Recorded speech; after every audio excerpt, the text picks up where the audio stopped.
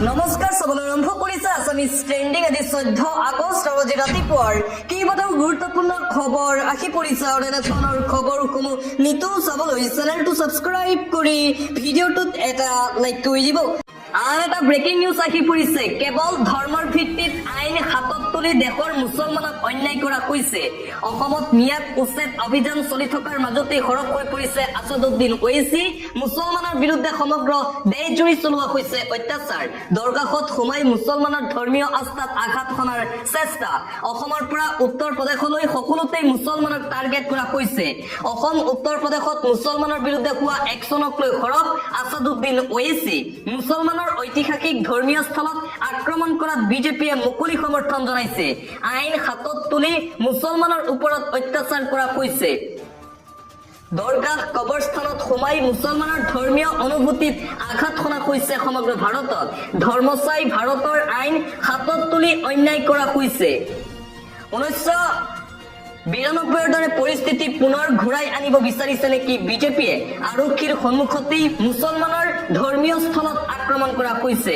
মুছলমানৰ বিৰুদ্ধে সমগ্ৰ ভাৰতজুৰি বিষবাষ্প বিয়পাইছে ভাৰতীয় জনতা পাৰ্টীয়ে। দৰগাহত সোমাই মুছলমানৰ ধৰ্মীয় আস্থাত আঘাত সনা হৈছে আৰু এইদৰে মুছলমানৰ ন্যায়ৰ বাবে এতিয়া সৰব হৈ পৰিছে হায়দৰাবাদৰ সাংসদ আছাদুদ্দিন ওৱেইচি। অসমত চলি থকা মিয়াৰ ওপৰত উচ্ছেদ অভিযানক লৈও হিমন্ত বিশ্ব শৰ্মাৰ বিৰুদ্ধে সৰব হৈ পৰিছে সাংসদ আছাদুদ্দিন ওৱেইচি। পৰৱৰ্তী খবৰ 17 আগষ্টৰ পৰা 15 দিনীয়াকৈ বিহাৰত ৰাহুল গান্ধীৰ ভোট চোৰ গাদী চোৰ শীৰ্ষক পদযাত্ৰা। 1 ছেপ্টেম্বৰত পাটনাৰ গান্ধী ময়দানত অনুষ্ঠিত হ'ব বিশাল সমাৱেশ। সমাৱেশত উপস্থিত থাকিব ইণ্ডিয়া মিত্ৰজোঁটৰ নেতৃত্ব। নিৰ্বাচন আয়োগ আৰু বিজেপিৰ বিৰুদ্ধে ভোট চুৰি কৰাৰ অভিযোগ উত্থাপন কৰাৰ পিছতে এইবাৰ ভোট চোৰৰ বিৰুদ্ধে পদযাত্ৰা কৰিব কংগ্ৰেছ আৰু বিৰোধী দলসমূহে। আন এটা অতিকৈ গুৰুত্বপূৰ্ণ খবৰ। ডিমা হাছাওত 3000 বিঘা ভূমি চিমেণ্ট কোম্পানীক গতালে ৰাজ্য চৰকাৰে। শতভম্ব ন্যায়ালয়ৰ প্ৰশ্ন, আমি 100-200 বিঘাৰ কথা শুনিছো, একেলগে 3000 বিঘা ভূমি কেনেকৈ সিদ্ধান্ত ললে? আৰু ডিমা হাছাও জিলাত 1000-2000 নহয়, 3000 বিঘা ভূমি চিমেণ্ট কোম্পানীক গতালে চৰকাৰে।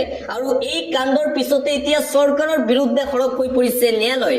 শতভম্ব হৈ ন্যায়ালয়ে প্ৰশ্ন কৰিছে, আমি 100-200 বিঘাৰ কথা শুনিছো, একেলগে 3000 বিঘা ভূমি কেনেকৈ সিদ্ধান্ত ললে? আন এটা গুৰুত্বপূৰ্ণ খবৰ। আদানীক সুৰক্ষা দিছে মোদী চৰকাৰে।